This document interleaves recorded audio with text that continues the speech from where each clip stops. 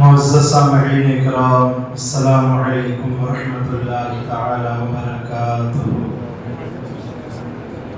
الحمدللہ رب العالمین، والصلاة والسلام علی اشرف الانبیاء والمرسلین، وعلى وأصحابه أجمعين، أما بعد، فأعوذ بالله من الشيطان الرجيم، بسم الله الرحمن الرحيم، إن الله يحب التوابين ويحب المتطهرين، صدق الله العلي العظيم، وصدق رسوله النبي الأمين الكريم، ونحن على ذلك لمن الشاهدين والشاكرين والناصرين، والحمد لله رب العالمين۔ آئیے ہمارا انتہائی عقیدت و محبت کے ساتھ اپنے اور ساری کائنات کے مرکز عقیدت رسول مکرم، رسول محتشم، صدر بزم کائنات، تابش غار حراء، حضرت سیدنا جناب محمد مصطفیٰ صلی اللہ تعالی علیہ وسلم کی بارگاہ رسالت مآب میں عاشقانہ، محبتانہ، غلامانہ، خادمانہ انداز میں ہدیہ درود و سلام نچھاور کریں پڑی۔ اللہم صلی علی سیدنا و مولانا محمد وبارک وسلم علیہ، الصلاة والسلام علیک یا رسول اللہ، الصلاة والسلام علیک یا نبی اللہ، وعلى آلك وأصحابك يا حبيبي يا رسول الله صلى الله تعالى عليه وسلم۔ افسوس تو رخصت ہوا ماہ مبارک الوداع، افسوس تو رخصت ہوا ماہ مبارک الوداع، رو رو کے دل نے یوں کہا ماہ مبارک الوداع، مدت سے تھے ہم منتظر، شکر خدا آیا تو پھر، مدت سے تھے ہم منتظر، شکر خدا آیا تو پھر، پر حیف جلدی چل دیا ماہ مبارک الوداع، رو رو کے دل نے یوں کہا ماہ مبارک الوداع۔ پیارے دینی ایمانی بھائیو، آئیے اپنے ایمان کی جلا کے واسطے ایک مرتبہ کلمہ شریف پڑھنے، لا الہ الا اللہ محمد رسول اللہ صلی اللہ علیہ وسلم۔ یہ رمضان المبارک کا آخری جمعہ ہے، جسے ہم عرف عام میں الوداع بھی کہتے ہیں کہ الوداع ہے، یہ الوداع کا جمعہ ہے وغیرہ وغیرہ۔ تو یہ رمضان کا آخری جمعہ ہے۔ اب جو جمعہ اس کے بعد آئے گا وہ رمضان کے مہینے میں نہیں، بلکہ رمضان کے بعد جو مہینہ ہے اس مہینے میں، یعنی شوال کے مہینے میں رمضان یہ اب جمعہ آئے گا۔ پیارے دینی ایمانی بھائیو، جب الوداع یعنی جمعے کا دن آتا ہے، رمضان کا آخری جمعہ آتا ہے، تو رمضان المبارک کا مقدس مہینہ جو ہم سے اور آپ سے رخصت ہو رہا ہوتا ہے، یقیناً عشاق کے دل پر ایک بہت بڑا بوجھ ہوتا ہے، عاشقوں کے دلوں پر ایک بہت بڑا بوجھ ہوتا ہے۔ یوں تو عید آنے کی خوشی ہوتی ہے، عید آنے کی خوشی ہوتی ہے، لیکن عید کی خوشی کے ساتھ ساتھ رمضان کے جانے کا غم بھی ستا رہا ہوتا ہے۔ یہ رمضان المبارک کا مقدس مہینہ جس نے ہمیں رمضان کے اس مہینے میں، جس نے رمضان کے مہینے میں ہمیں اپنے رب کی بارگاہ میں کھڑا ہونا سکھایا، اپنے رب کی بارگاہ میں ہمیں رونا سکھایا، رب کی بارگاہ میں ہمیں اپنے گناہ معاف کرانا سکھایا۔ یہ رمضان کے مہینے نے ہمیں، جو ہمارا رشتہ دوسرے مہینے میں رب سے کمزور ہو گیا تھا، یہ رمضان کے مہینے نے وہ رشتہ ہمارا رب سے مضبوط کرا دیا۔ ہمیں قرآن کی تلاوت کرنا سکھایا رمضان کے مہینے نے، دعا مانگنا سکھایا رمضان کے مہینے نے، یہ جبین نیاز رب کی بارگاہ میں جھکنے کا موقع عطا فرمایا۔ تو یہ رمضان کے مہینے نے ہمیں بہت کچھ سکھایا ہے، بہت کچھ دیا ہے اس رمضان کے مہینے نے ہمیں۔ کتنے لوگوں کو ہم نے دیکھا ہے پوری سال کو نہیں روتے اپنے گناہوں پر، لیکن جب رمضان کا مہینہ آتا ہے تو وہ اپنے گناہوں پر روتے ہیں اور انہیں افسوس ہوتا ہے کہ میں نے گناہ کیوں کیے۔ جو لوگ دوسرے مہینوں میں عبادت کا مزہ نہیں لے پاتے، رمضان کے مہینے میں وہ عبادت کا مزہ لیتے ہیں۔ ہم نے دیکھا ہے نماز پڑھ کے لوگ جلدی چلے جاتے ہیں، لیکن رمضان کے مہینے میں لوگ تسبیح لے کے بیٹھ جاتے ہیں، اس لیے کہ انہیں مزہ آ رہا ہوتا ہے، ان کے دل کو تسلی اور سکون مل رہا ہوتا ہے۔ تو یہ رمضان کے مہینے نے ہمیں سب کچھ دیا ہے، لیکن افسوس یہ مہینہ ہم سے رخصت ہونے والا ہے۔ افسوس کی بات ہے کہ اس مہینے نے سب کچھ دیا، لیکن اب یہ مہینہ ہم سے رخصت ہونے والا ہے۔ اب وہی ہوگا پہلے کی طرح، لوگ نماز کو آئیں گے، جلدی جلدی چلے جائیں گے، لوگ مسجدوں میں کم بیٹھیں گے، اور کچھ لوگ ایسے بھی ہیں کہ جو 5 وقت کے نمازی ہیں، فقط وہی رمضان کے بعد مسجدوں میں نظر آئیں گے۔ اور بہت سارے ہمارے اسلامی بھائی ایسے ہیں کہ رمضان کا چاند، رمضان جانے کے بعد، عید کا چاند نظر آنے کے بعد جو ہے وہ اسلامی بھائی دوسرے مہینوں میں نظر نہیں آئیں گے۔ یہ افسوس کی بات ہے، یہ جو ہے وہ افسوس کرنے کا مقام ہے۔ لہذا یہ رمضان کا مہینہ ہم سے رخصت ہو رہا ہے۔ آپ خود سوچئے، اگر یہ اعلان کر دیا جائے، اگر یہ اعلان کر دیا جائے کہ سب کی بخشش اللہ نے کر دی ہے، کچھ لوگوں کی بخشش نہیں کی ہے، تو یہ اس کے لیے کتنے افسوس کی بات ہے، یہ اس کے لیے کتنا گرا گزرنے کی بات ہے، اس کے قلب پر ایک شاخ کا جیسا گزرنے کی بات ہے کہ سب کی بخشش کر دی گئی لیکن میری بخشش نہیں کی گئی۔ اے میرے پیارے دینی ایمانی بھائیوں، کاش اگر یہ ایسا پتہ چل جائے سب کو بخش دیا گیا لیکن اس کو نہیں بخشا گیا ہے۔ کہ آپ نے یہ نہیں سنا کہ وقت افطار اللہ تعالیٰ لاکھوں لاکھ لوگوں کو روز بخشش سے نواز دیتا ہے، اور یہ جمعہ جو ابھی ہم اور آپ جمعے کی نماز کے لیے آئے ہیں، یہ رمضان کے جتنے جمعے گزر گئے اور آج کا جمعہ، ان سب جمعے میں ہر ساعت ہر لمحہ اللہ لاکھوں لاکھ لوگوں کی بخشش فرماتا ہے۔ لہذا اختیار کے وقت اور جمعے کی ساعتوں میں لاکھوں لاکھ لوگ بخشے جائیں، اور دوسرے مہینوں میں یہ موقع نہیں مل پاتا ہے جو مہینہ رمضان کے مہینے میں ملتا ہے، تو سب کی بخشش کر دی جائے، اور اگر کچھ لوگوں کو نہ بخشا جائے تو کتنی یہ قابل افسوس کی بات ہے، یہ کس قدر جو ہے وہ دل کو تکلیف دینے والی بات ہے، دل پر تکلیف گزرنے والی بات ہے۔ لہذا پیارے دینی ایمانی بھائیوں، آپ یہ کوشش کریں، آپ یہ سوچیں کہ اللہ رب العزت نے کہیں ایسا تو نہیں ہے سب کی بخشش کرتی ہو اور میری بخشش نہ ہوئی ہو۔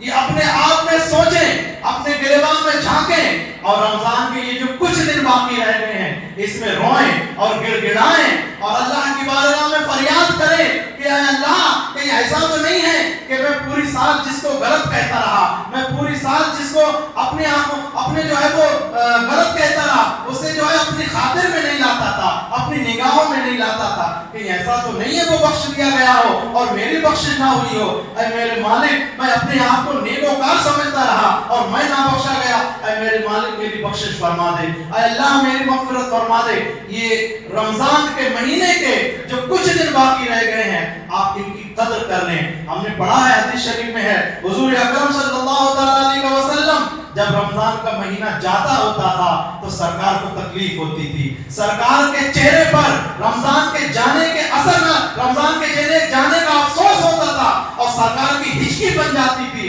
ایسا روتے تھے سرکار کہ روتے روتے ہچکی بن جاتی تھی۔ صحابہ کرام پوچھتے تھے सरकार फरमाते थे कि रमजान का महीना जो बरकतों अज़मतों का महीना है ये जा रहा है। सहाबा इकराम के बारे में पढ़ा, सहाबा इकराम रमजान के जाने के गम में, रमजान जाने के बाद बीमार पड़ जाते थे, लोग उनकी इयादत करने जाते थे। सहाबा इकराम पूछते थे आप क्यों बीमार हो गए? तो वो सहाबा इकराम कहते थे कि अफसोस आपको नहीं नजर आ रहा है, जो जन्नत के दरवाजे अल्लाह ने रमजान के महीने में खोल दिए थे वो जन्नत के दरवाजे बंद कर दिए गए हैं, और जो जहन्नम के दरवाजों को रमजान में बंद किया गया था, अफसोस हमारे गुनाहों की वजह से उन जहन्नम के दरवाजों को खोल दिया गया है। जो रब की रहमतें रमजान में आम नजर आ रही थी, अब रमजान के जाने के बाद वो रब की रहमतें आम नजर नहीं आ रही।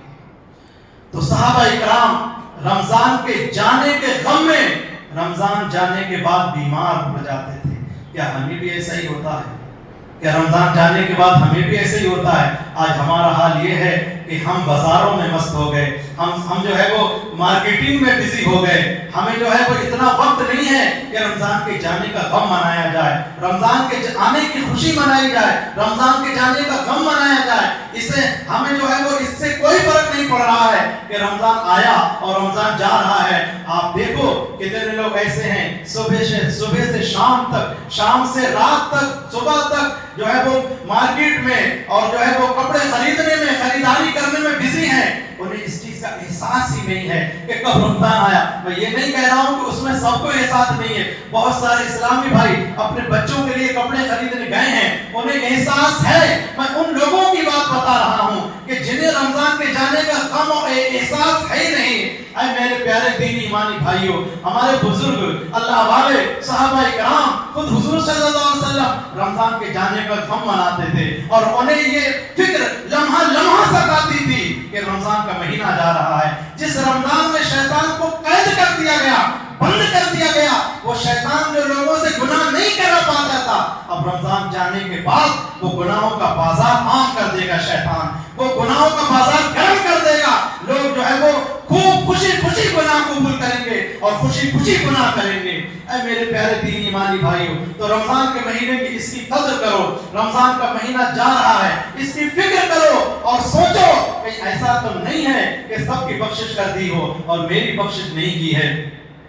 हदीस पाक में फरमाया गया, जब ये रमजान मुबारक का मुकद्दस महीना जाने को होता है तो सहाबा तो अल्लाह रब्बुल इज्जत फरिश्तों को भेजता है, अल्लाह ताला फरिश्तों को भेजता है जमीन पर, और वो फरिश्ते आते हैं और रोजादारों से और रमजान के गम मनाने वालों को, रमजान का महीना जाने वाले जो गम मनाते हैं इसका, रमजान जाने वाले इसका गम मनाते हैं जो लोग रमजान के जाने का, उन लोगों से वो फरिश्ते मुसाफा करिया करते हैं, मुसाफा करते हैं फरिश्ते।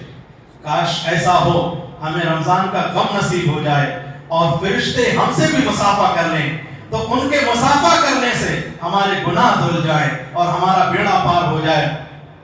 प्यारे दीनी ईमानी भाइयों, और ये भी हदीस में फरमाया गया कि फरिश्ते अपना मुंह रोजेदार के ऊपर रखते हैं, तो वो जो रोजादार अपने मुंह से रोजा रखता था उसके मुंह की बदबू भी आती थी। हालांकि हदीस में फरमाया रोजेदार की बू अल्लाह को मुश्क से भी ज्यादा पसंद है, और जो है वो रोजेदार के मुंह पर फरिश्ते अपना मुंह रख देते हैं। कितने खुशनसीब वो मुसलमान हैं, कितने खुशनसीब वो रोजादार हैं जिनके मुंह पर फरिश्ते अपना मुंह रखते हों और रोजादार की उसकी इज्जत और अजमत करते हों। कितने खुशनसीब वो मुसलमान हैं। काश हमें भी ऐसा जो है रमजान की कदर करना आ जाए, और काश ऐसे हम भी रोजा रखने लगें ताकि फरिश्ते हमसे मुसाफा करें और हमारे मुंह पर अपना मुंह रख दें। प्यारे दीनी ईमानी भाइयों, रमजान के मुबारक रमजान के महीने की बहुत सारी खासियतें हैं। रमजान के महीने की एक खासियत ये है कि रमजान के महीने में अल्लाह ताला दिलों को नरम कर देता है, लोगों के दिल नरम हो जाते हैं, लोगों के दिलों में एहसास जाग जाता है।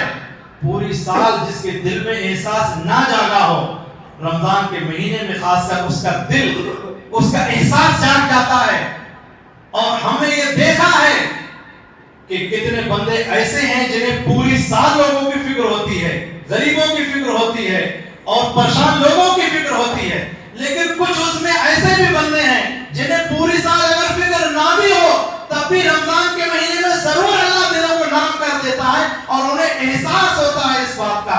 لہذا اصل عبادت تو دیکھیے یہ ہے، اصل عبادت یہ ہے کہ کسی کی تکلیف کا، کسی کی پریشانی کا احساس کر لیا جائے، کسی کی پریشانی کا احساس کر لیا جائے کہ یہ بندہ پریشان ہے، اسے کس چیز کی ضرورت ہے، کس کی تکلیف ہے، اس کو کیوں درد ہو رہا ہے، اس کے درد کا احساس کر لیا جائے۔ اصل عبادت یہ ہے، اصل بات یہ ہے۔ ایک واقعہ ہم نے کتابوں میں پڑھا، ایک واقعہ ہمیں کتابوں میں نظر آتا ہے۔ حضرت عبداللہ ابن مبارک رضی اللہ تعالیٰ عنہ یہ سفر حج کے لیے روانہ تھے، حج کے لیے تشریف لے جا رہے تھے۔ تو پہلے لوگ پیدل سفر کیا کرتے تھے، جگہ جگہ پر جب تھک جاتے تھے سفر کرتے کرتے تو خیمہ لگاتے تھے، خیمہ لگا کر کے اس میں آرام کرتے تھے۔ حضرت عبداللہ ابن مبارک رضی اللہ تعالیٰ عنہ بھی سفر حج کے لیے روانہ ہیں۔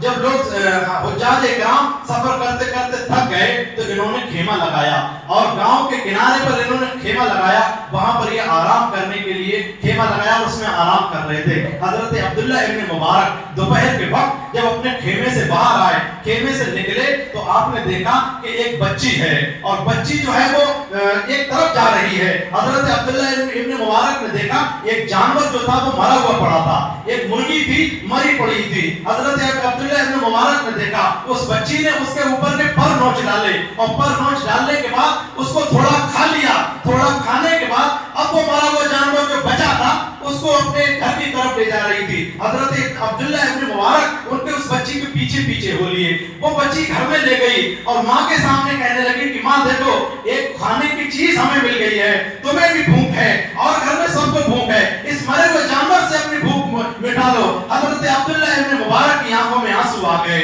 اور وہ آنسو آنے کے بعد دیکھا تو وہ سب لوگ اس جانور کو کھا رہے تھے۔ حضرت عبداللہ ابن مبارک آنکھوں میں آنسو لے آئے، آنسو پہنچتے ہیں اور اپنے خیمے کی طرف جاتے ہیں۔ وہ رقم جو انہوں نے کئی سالوں سے ایک درہم ایک دینار کر کے جمع کی تھی، حضرت عبداللہ ابن مبارک نے وہ رقم کی تھیلی پوری لا کر کے اس خاتون کو دے دی، جو خاتون اپنے بچوں کو وہ مرا ہوا جانور مرغی کھلا رہی تھی، اور کہنے لگی کہ اے اللہ کی نیک بندی، اے خاتون مجھے معاف کر دے، مجھے نہیں معلوم تھا کہ تو بھوکی ہے، تیرے بچے بھوکے ہیں، یہ میں سفر حج کو جا رہا ہوں، حج جانے کے لیے میں نے یہ دولت کئی سالوں میں اکٹھی کی ہے تھوڑی تھوڑی کر کے، لہذا میرا حج پہ جانا اتنا ضروری نہیں ہے جتنا تیری بھوک مٹنا ضروری ہے، تیرے بچوں کی بھوک مٹنا ضروری ہے۔ حضرت عبداللہ ابن مبارک نے وہ ساری رقم اس عورت کے سپرد کر دی، اس عورت کو دے دی، اور خوشی خوشی واپس چلے آئے۔ سب لوگ حج کے لیے چلے گئے، حضرت عبداللہ ابن مبارک کے پاس پیسے نہیں بچے، لہذا وہ واپس گھر کی طرف کو چلے گئے۔ اب یہ حجاج کرام جب کعبے کا طواف کرنے کے لیے پہنچے، جب کعبے کا طواف کر رہے ہیں، حج کے لیے پہنچ گئے، وہاں کعبے کا طواف کر رہے ہیں، تو جب یہ واپس حج سے واپس آئے تو کسی نے کہا کہ تمہارا حج کیسا ہوا؟ تو انہوں نے کہا ہمارا حج تو بڑا مبارک ہوا، ہم نے حضرت عبداللہ ابن مبارک کے ساتھ حج کیا تھا، کعبے کا طواف ان کے ساتھ کیا، آب زمزم ان کے ساتھ پیا، ہم نے تمام چیزوں کی جو زیارتیں کی عبداللہ ابن مبارک کے ساتھ کی۔ حالانکہ عبداللہ ابن مبارک حج کو نہیں گئے تھے، وہ واپس چلے آئے۔ حضرت عبداللہ ابن مبارک کے پاس میں جب یہ خبر پہنچائی گئی تو عبداللہ ابن مبارک بولے کہ اس میں کوئی جو ہے وہ افسوس کرنے والی بات نہیں ہے، یہ میرے رب کا کرم ہے، اللہ تعالیٰ نے میری شکل کا ایک فرشتہ پیدا فرما دیا جو حج کے تمام ارکان کر رہا تھا، حج کے تمام ارکان ادا کر رہا تھا۔ وجہ پوچھی گئی تو انہوں نے وجہ بتائی، میں حج کو جا رہا تھا، ایک گھرانہ ایک خاندان والے گھر والے بھوکے پیاسے مرے ہوئے جانور کو کھا رہے تھے، لہذا میں نے وہ تمام رقم ان کو دے دی، تو اللہ کو یہ ادا ان کی پسند آئی، اور اتنی ادا پسند آئی ان کے شکل کا ایک فرشتہ پیدا فرما دیا، وہ فرشتہ تمام حج کے ارکان ادا کرتا۔ تو عبادت اصل میں کسی کے درد کا احساس کا نام ہے۔ جو رمضان جو پوری سال عبادت میں لگا رہے، سر کو سجدے میں رکھا رہے اور کسی کے درد کا احساس نہ ہو، اس کی کیسی عبادت ہوگی، اس کی کیسی عبادت قبول ہوگی؟ جس کو درد کا احساس ہو۔ کچھ درد ایسے ہوتے ہیں جو لفظوں میں بیان کر دیے جاتے ہیں، اور کچھ درد ایسے ہوتے ہیں بندہ اندر مرتا رہتا ہے لیکن کسی کے سامنے اپنی پریشانی کا احساس نہیں ہونے دیتا، کسی کو اپنی تکلیف نہیں بتاتا دوسرے کو، اسی لیے نہیں بتاتا۔ اگر میں بھائی غریب ہوں دوسرے بھائی کو بتاؤں گا میری بھاوج مذاق اڑائے گی، میرا بھائی مذاق اڑائے گا، میں پڑوسی کو بتاؤں گا تو پڑوسی مذاق اڑائے گا، دوست کو بتاؤں گا دوست مذاق اڑائے گا، لہذا ان لوگوں کا احساس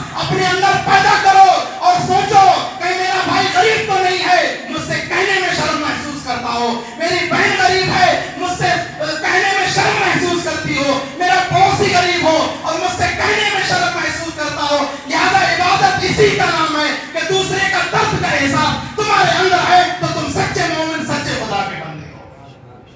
لہذا احساس پیدا کرو، اور یہ رمضان کا مہینہ احساس کا نام ہے۔ دوسرے کا احساس دوسرے کے دل میں پیدا ہو جاتا ہے۔ یہ رمضان کا مہینہ دلوں کو نرم کرنے کا مہینہ ہے۔ اللہ تعالیٰ دلوں کو نرم کر دیتا ہے، لوگوں کے دل نرم پڑ جاتے ہیں۔ اور کتنے لوگ ایسے بھی ہیں کہ گھروں میں کھانا پکاتے ہیں، غریبوں کو تقسیم کر دیتے ہیں، راشن منگاتے ہیں، غریبوں کے گھر پہنچا دیتے ہیں۔ وہ یہ سوچتے ہیں کہ جب ہمیں غریب کی مدد ہی کرنا ہے تو اس کو گھر بلانے سے کیا فائدہ، ہم خود اس کے گھر تک دے کے چلے جاتے ہیں۔ حضرت امام زین العابدین، امام حسین کے بیٹے امام زین العابدین، تو اس دور میں ایک بات مشہور تھی کہ پتہ نہیں رات کو کون آتا ہے اور گھر کے سامنے راشن رکھ کر کے چلا جاتا ہے۔ گھر کے سامنے آٹے کی بوری، راشن وغیرہ رکھ کے چلا جاتا ہے۔ یہ بات سب میں مشہور تھی۔ غریب جب صبح کو اپنا دروازہ کھولتا تھا تو دیکھتا تھا میرے دروازے پر آٹے کی بوری رکھی ہوئی ہے، کھانے کے سامان رکھے ہوئے ہیں۔ امام زین العابدین جو امام حسین کے بیٹے ہیں، جب ان کا انتقال ہوا، نہلانے کے لیے جب اوپر سے جب جبے کو اتارا گیا تو ان کی پیٹھ پر وہ نشان بنے ہوئے تھے جو پیٹھ پر بوری لاد لاد کر کے غریبوں کے دروازے تک پہنچا کے آتے تھے امام زین العابدین۔ تو لوگوں نے کہا یہ وہی امام زین العابدین، یہی وہ ہستی ہے جو رات کے اندھیرے میں راشن لیتی ہے، بوری لیتی ہے آٹے کی، چاول کی بوری، اور غریب کے دروازے پہ پہنچا کے آ جاتی ہے، اور غریب کو احساس بھی نہیں ہوتا کہ امام زین العابدین نے دیا ہے۔ لہذا غریب کے درد کا احساس جس دل میں جا گیا تو یہی حقیقت میں بندہ اللہ کا ہے۔ درود پاک پڑھیے، اللہم صلی علی سیدنا و مولانا محمد وبارک وسلم علیک الصلاۃ والسلام علیک یا سیدی یا حبیبی یا رسول اللہ صلی اللہ تعالی علیہ وسلم۔ پیارے دین ایمانی بھائیو، رب کی بارگاہ میں توبہ کر لو۔ میں نے آیت پڑھی ہے، ان اللہ یحب التوابین، اللہ کو وہ بندے بہت پسند ہیں جو توبہ کرنے والے ہیں۔ بہت، ان اللہ یحب، حب یحب یہ پسندیدہ بندوں میں آتا ہے، جس کا اللہ کو محبوب ہیں، پسند ہیں، پیارے ہیں۔ وہ بندے اللہ کو بہت پسند ہیں جو اللہ کی بارگاہ میں توبہ کر لیتے ہیں۔ لہذا یہ رمضان کا مہینہ جانے والا ہے، رو، گڑ گڑاؤ، توبہ کرو۔ اے اللہ، رمضان جانے سے پہلے میرے گناہ معاف کر دے۔ اور دیکھیے توبہ اور رونا اللہ کی بارگاہ میں جب رویا جائے، سب سے بہتر اس کی جگہ یہ ہے کہ اکیلے میں رویا جائے۔ سامنے رونے سے کیا ہوتا ہے، انسان کو دوسرا جب پڑوس میں بیٹھا ہو، پاس میں بیٹھا ہو، تو انسان کو آنسو بھی نہیں نکال ملتے، رو بھی نہیں ملتا ہے۔ اور جب رات کی تنہائی ہو، اکیلا پن ہو، اور جب خدا کی بارگاہ میں جب وہ روئے گا تو دل سے روئے گا، دل سے آنسو نکلیں گے، اور حقیقت میں جب آنسو نکلیں گے تو اللہ اس کے گناہ معاف کر دے گا۔ احساس یہ جگائیے کہ میرے گناہ ہیں اور اللہ ہی معاف کرنے والا ہے۔ ہم نے دیکھا، ہم نے تاریخ میں پڑھا، حضرت حسن بصری رحمۃ اللہ علیہ، شہر بصرہ کے ایک بہت بڑے بزرگ گزرے ہیں، حضرت حسن بصری رحمۃ اللہ علیہ۔ ان کی محفل میں جو بیٹھتا تھا وہ توبہ کر لیتا تھا۔ ان کی شان یہ تھی کہ وہ اس طریقے سے بیان کرتے تھے، اس طریقے سے ذکر و اذکار بیان کرتے تھے کہ ان کی محفل میں بیٹھنے والا چاہے کتنا ہی گنہگار کیوں نہ ہو، چاہے کتنا ہی بڑا خطا کار کیوں نہ ہو، چاہے کتنا ہی بڑا مجرم کیوں نہ ہو، ان کی محفل میں پہنچ گیا تو سچی توبہ کر لیتا تھا وہ بندہ۔ ایک بندہ ایسے ہی تھا جس نے گناہ کی حد کر دی تھی، گناہ اس کے بہت زیادہ تھے، نیکیاں اس کی زندگی میں نہیں تھی، گناہ ہی گناہ تھے۔ ادھر رات کی اندھیری ہوتی تھی، ادھر وہ گناہ میں ملوث ہو جاتا تھا، ادھر گناہ کرنے لگتا تھا۔ کسی طریقے سے حضرت حسن بصری رحمۃ اللہ علیہ کی محفل میں وہ پہنچ گیا۔ حضرت حسن بصری نے جب بیان کیا، اس نے سچی توبہ کر لی، دل میں سچی توبہ کر لی۔ کچھ دنوں کے بعد میں اس کا انتقال ہو گیا۔ تو انتقال ہونے سے پہلے حضرت حسن بصری اس نوجوان نے اپنی ماں سے کہا کہ حضرت حسن بصری کے پاس جا ماں، اور ان سے کہنا کہ میری نماز جنازہ پڑھیں، مجھے جو ہے وہ قبر میں اتاریں، مجھے دفن کر دیں۔ حضرت حسن بصری رحمۃ اللہ علیہ کے بارگاہ میں جب اس نوجوان کی ماں گئی تو ماں نے کہا کہ اے حسن بصری، میرا بیٹا بڑا گنہگار، میرے بیٹے کی آپ نماز جنازہ پڑھائیں، اس کو قبر میں اتار دیں۔ حضرت حسن بصری نے فرمایا تمہارا بیٹا نیک تھا؟ تو انہوں نے کہا میرا بیٹا نیک نہیں تھا۔ کہا تمہارا بیٹا گناہ کرتا تھا؟ کہا میرا بیٹا بہت زیادہ گناہ کرتا تھا. حضرت حسن بصری بولے جو بیٹا نیک نہ ہو, جو بیٹا گنہگار نہ ہو, حسن بصری اس کی نماز نہیں پڑھتا, اسے قبر میں نہیں اتارتا. لہذا حسن بصری نے ان کی جو ہے وہ اس ماں کو جو ہے وہ واپس کر دیا کہ تم جاؤ. تو جب وہ واپس ماں آئی, دل میں یہ ارمان لے کر کے آئی کہ کیا نام میرے بیٹے کو حسن بصری نے نماز جنازہ پڑھانے سے منع کر دیا. بیٹے نے ایک بات اور کہی تھی مرنے سے پہلے, اگر حسن بصری منع کرتے نماز پڑھانے سے تو تم ایسا کرنا میرے پیر میں رسی باندھنا, اور رسی باندھ کے جیسے کتے کو گلیوں میں گھسیٹا جاتا ہے ویسے مجھے گھسیٹنا, تاکہ لوگوں کو پتہ چل جائے اللہ کی نافرمانی کرنے والے کا, اللہ کی بارگاہ میں گناہ کرنے والے کا یہ انجام ہوتا ہے کہ پیر میں رسی باندھ کر کے اسے گلیوں میں گھمایا جاتا ہے. اس ماں نے سوچا کہ میں ایسا ہی کروں گی. ماں میرے بیٹے نے وصیت کی ہے. حضرت حسن بصری رضی اللہ تعالیٰ عنہ کو ادھر جو ہے وہ اللہ کی طرف سے الہام ہوا. اللہ تعالیٰ نے فرمایا اے حسن بصری تم کیوں اس کی نماز پڑھنے نہیں جاتا ہے؟ حضرت حسن بصری بولے وہ نوجوان گنہگار ہے. اللہ فرماتا ہے جب میری بارگاہ میں ایک بار کوئی سچی توبہ کر لے, میں اس سچی توبہ کے صدقے آنکھوں سے نکلے ہوئے آنسوں کی وجہ سے اس کے سارے گناہ معاف کر دیتا ہوں. حسن بصری تو کون ہے اس کی نماز نہ پڑھے؟ میں نے اس کے گناہ معاف کر دیے اور اپنے محبوب بندوں میں شامل کر دیا. حضرت حسن بصری رات میں ہی پہنچ گئے دروازہ کھٹکھٹایا تو ماں نے دروازہ کھولا, ماں رو رہی تھی. حضرت حسن بصری بولے کہ تیرے بیٹے کا کیا حال ہے؟ حضرت حسن بصری وہ بولی کہ میرے بیٹے کا انتقال ہو گیا ہے, لہذا ایسا وصیت کی تھی. حضرت حسن بصری بولے اے ماں تو گھبرا مت, تو پریشان مت ہو, تیرے لیے خوشی کی بات ہے, اللہ نے تیرے بیٹے کی توبہ بھی قبول کر لی, اس کے گناہوں کو بھی معاف کر دیا, اپنے محبوب بندوں میں شامل کر دیا ہے. لہذا پیارے دین ایمانی بھائیوں, یہ رمضان کا مہینہ ہے, ہم سے رخصت ہونے والا ہے, جانے والا ہے. کچھ دن باقی ہے, کچھ گھنٹے سمجھ لیجیے, کچھ ساتھ سمجھ لیجیے. روئیے, گڑگڑائیے, آنسو نکالیے اور سوچئے میرے گناہ سمندر کے جھاگوں سے بھی زیادہ ہیں. اگر ایسا خیال آئے تو فوراً یہ سوچنا میرے گناہ کتنے بھی زیادہ کیوں نہ ہو, رب کی رحمت سے بڑے نہیں ہو سکتے, اس کے کرم اور اس کے فضل سے بڑے نہیں ہو سکتے, اور وہ چاہے تو اپنے کرم اور فضل سے گناہ معاف کر دے. بزرگوں نے فرمایا کہ جس کی آنکھوں سے آنسو نکل گئے اللہ اس کے گناہ معاف کر دیتا ہے. ایک بزرگ نے فرمایا کہ آنکھوں سے جو آنسو نکلتے ہیں ہوتے تو بہت تھوڑے ہیں, دکھنے میں 1 2 4 قطرے ہوتے ہیں, ان کی تعداد بہت کم ہوتی ہے, کوانٹٹی بہت کم ہوتی ہے آنکھوں سے نکلنے والے آنسوؤں کی, لیکن جب یہ آنکھوں سے آنسو نکلتے ہیں تو پوری باڈی کو کلین کرتے ہوئے آتے ہیں. آنکھوں سے آنسو نکلتے ہیں لیکن اندر کی پوری باڈی کو پاک و صاف کر دیتے ہیں. یہ آنسو کیسے پیارے آنسو ہیں, نکلے آنکھ سے ہیں اور اندر کی پوری باڈی کلین کر دیتے ہیں یہ آنسو. لہذا آپ سے گزارش ہے کہ ظاہری ہمارے جسم پر جو دکھنے والا جسم ہے اوپر کا, اس پر جو گندگی لگتی ہے تو صابن سے دھو لیتے ہیں, رگڑ کے صاف کر لیتے ہیں, لیکن جو اندرونی ہے, جو باطن ہے, اندر کا حصہ ہے, وہ رگڑ کر کے صاف نہیں ہوگا, وہ دھو کر کے صاف نہیں ہوگا. اس کو صاف کرنے کے لیے رب کی بارگاہ میں رونا ضروری ہے, گڑ گڑانا ضروری ہے, رب کی بارگاہ میں آنسو نکالنا ضروری ہے.